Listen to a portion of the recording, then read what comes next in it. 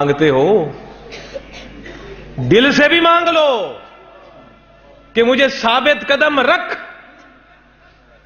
जिस दीन पर चलने का आज मैं अहद कर रहा हूं, जिस दीन पर चलने का अहद करने के लिए मैं तेरे सामने वुजू करके हाथ बांध के खड़ा हूं, नमाज नियत करके खड़ा हूं, और एक नमाज पढ़ ली और कहते हो मैं मोमिन बन गया, एक नमाज पढ़ के कहता है मैं नेक बन गया, नमाज पढ़कर कहता है मैं रब की रजा पर राजी हो गया, और उस नमाज में तो खड़े होकर तू दुआ मांग रहा है, अल्लाह मुझे साबित कदम रख।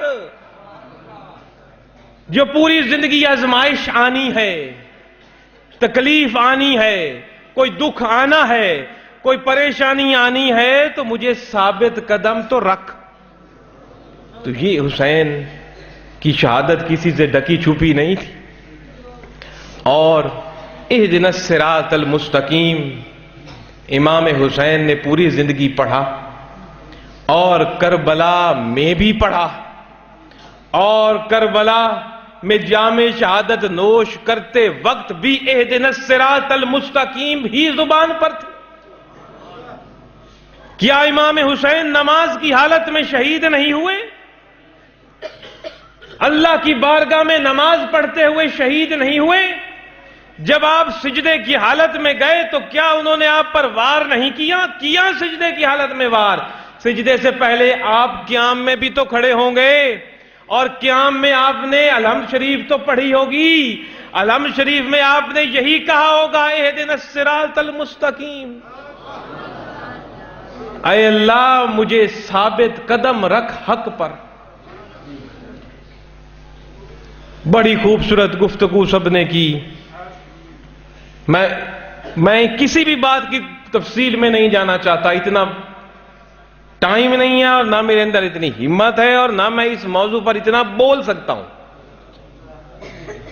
लोग तो बड़े पुरजोश अंदाज से फलसफा शहादत पर जी इमाम हुसैन की हम रोशनी डाल रहे हैं। मुझसे भाई रोशनी नहीं डाली जाती दादा इस चीज के ऊपर। मौलाना साहब भी कह रहे थे कुर्बानियां बेशुमार हुई। अल्लाह रब्बुल इज्जत ने हमारे हिदायत के लिए इतने पैगंबर भेजे कि आज कोई भी उनका शुमार पूरी तरह से गिनती में नहीं कर सकता। हर कोई कहता है कमोबेश 1,24,000 हैं जी, कमोबेश है, इससे ज्यादा भी हो सकते हैं, कम भी हो सकते हैं। हिदायत के लिए आए, उनको उनके मकाम से, उनको जनाब इम्तिहान से गुजरे। हर किसी का मकाम नबी का बुलंद है, मैं किसी का उसका मकाम से कम नहीं करता। हमारे लिए अल्लाह का हर रसूल सराखों पर काबिल एहतराम, काबिल इज्जत और ईमान का हिस्सा हमारा। कुर्बानी आदम अलैहिस्सलाम ने भी दी, दाऊद अलैहिस्सलाम ने भी दी, इब्राहीम अलैहिस्सलाम ने भी दी, इस्माइल अलैहिस्सलाम ने भी दी, कलीमुल्लाह हजरत मूसा अलैहिस्सलाम ने भी दी, रूहुल्लाह हजरत ईसा अलैहिस्सलाम ने दी। इसके अलावा बाकी अनबिया जो किताब जिनके साथ नहीं आई, उन पर भी बेशुमार कुर्बानियां हुई। किसी को आरे से काटा गया, तो किसी को मछली के पेट में रखा गया, तो किसी को बीमारियों से आजमाया गया, तो किसी को बेचकर बाजार में आजमाया गया। वो तो अपनी अपनी जगह पर तमाम की आजमाइशें गुजरी। लेकिन एक इब्राहीम अलैहिस्सलाम की कुर्बानी जिसको हम पिछले महीने में मना चुके हैं ईद की सूरत में, वो भी बहुत मशहूर और मारूफ हुई। अब फर्क देखिए हुसैन और इब्राहीम की कुर्बानी में, और इसमें उतना ही फर्क है जितना रिसालत में फर्क है। जितना इब्राहीम अलैहिस्सलाम की रिसालत, इस्माइल अलैहिस्सलाम की रिसालत और अल्लाह के महबूब हजरत मोहम्मद मुस्तफा सल्लल्लाहु अलैहि वसल्लम की रिसालत और मकाम और मर्तबे में फर्क है, उतना ही इब्राहीम और इस्माइल की कुर्बानी और हुसैन की कुर्बानी में फर्क है। इब्राहीम का एक बेटा, हुसैन के कितने बेटे थे? बेटे भी थे, भतीजे भी थे, भांजे भी थे, वो बेटे ही होते हैं। ابراہیم کے ایک بیٹے، حسین علیہ السلام کے کئی بیٹے تھے۔ ابراہیم علیہ السلام بھی عظمت والے، قابل احترام، عزت والے، میں ان کا مقام کم نہیں کر رہا، لیکن رب نے جو مقام محبوب محمد مصطفی کریم کو عطا کیا ابراہیم کو نہیں دیا، اور رب نے جو مقام محمد کریم کی اولاد کو دیا وہ بھی ابراہیم علیہ السلام کی بیٹے کو نہیں دیا۔ میں یوں عرض کرنا چاہ رہا ہوں، میں ان کا مقام کم نہیں کر رہا، کسی صورت میں بھی نبی ہیں، وہ حق ہیں۔ ایک بیٹا، کئی بیٹے،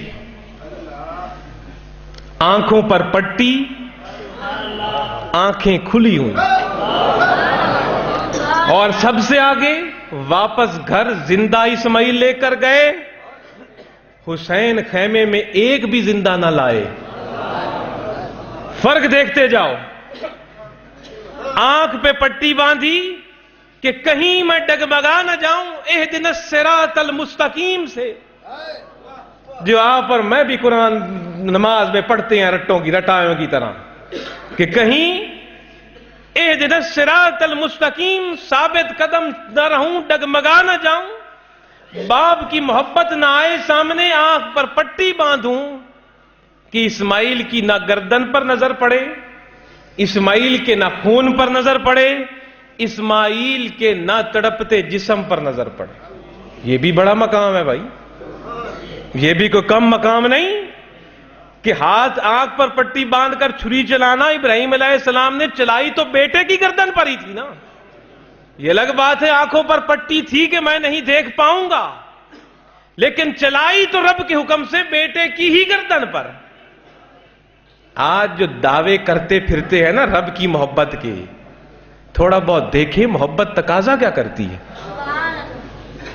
چلائی تو انہوں نے بھی بیٹے کی، عظیم کام ہے جو دنیا یہ بھی کرنے سے قاصر، لیکن ادھر دیکھو جب باری آئی رب کے محبوب کی، رب کے محبوب کی اولاد کی قربانی کرنے کی، شان اور مقام تو دیکھو، نہ آنکھ پر پٹی، نہ ہاتھ ڈگمگا رہا ہے، نہ دل میں کچھ ڈگمگاہٹ ہے، اہدنا الصراط المستقیم۔ جوان بیٹا ہے، آنکھوں کے سامنے قربان، معصوم بیٹا ہے، گود میں قربان، اور جب علی اصغر معصوم کے گلے میں ان ظالموں نے تیر مارا ہوگا، وہ تو ظلم کی انتہا ہے کہ دشمنی بڑوں سے ہوتی ہے، وہ بچے جو دودھ پینے والے ہوں اس سے کیا دشمنی، اس نے کون سی یزید کی بادشاہی کو پھینکنا تھا۔